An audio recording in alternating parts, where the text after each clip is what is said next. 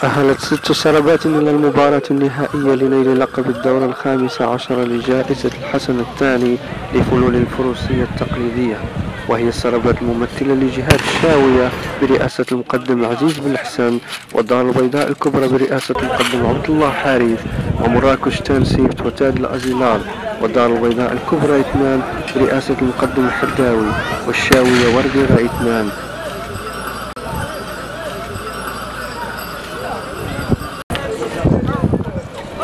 سبحان ربك رب العزة عما يصفون وسلام على المرسلين والحمد لله رب العالمين. يتم التباري وفق برنامج يضمن الإنجازات التي يحققها فرسان الصربة تحت قيادة المقدم، والتطابق الحركي الجماعي والسير بانضباط، ويأخذ بعين الاعتبار التنسيق بين الفرسان الصربة ودرجة التواصل والسيطرة على الجواد، بالإضافة إلى طريقة الركوب والهيئة العامة للفارس والجواد وفق معايير يحددها الحكام التابعون للجامعة الملكية المغربية للفروسية.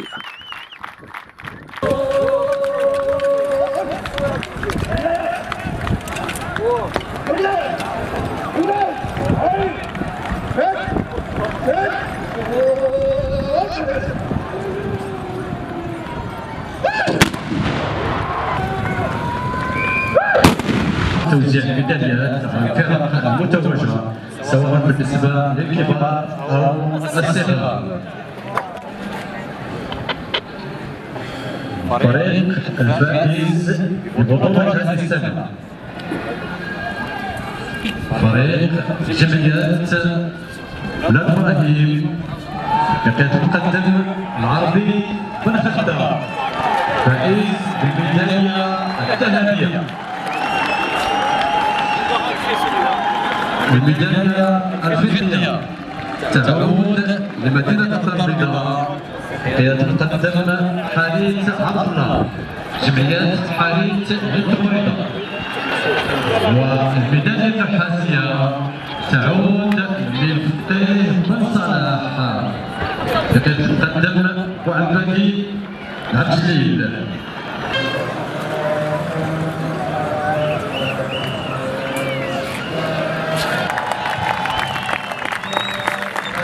يسلم الميداليات الشريف مولاي عبد الله العلوي رئيس الجامعة الملكية المغربية للفروسية.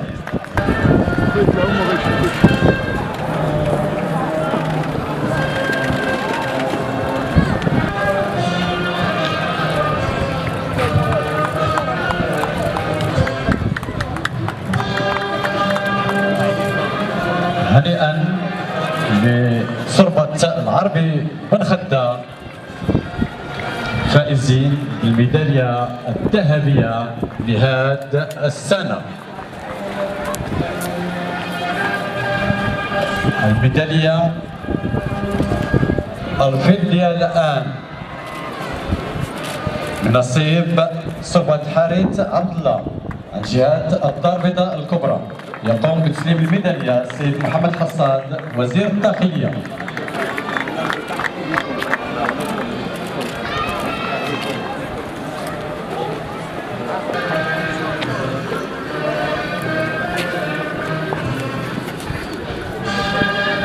الميدالية النحاسية فريق الفقيه بن صلاح اللي يمثل بقيادة المقدم بوعبادي عبد الجليل. يسلم الميدالية السيد شرقي إدريس وزير المنتدى بالندى وزير الداخلية.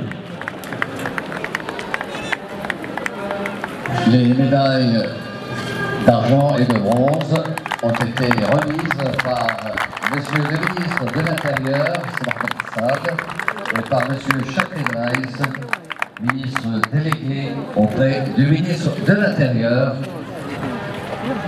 aux côtés de Chérif Moulay Abdallah Alaoui, président de la Fédération royale marocaine des sports.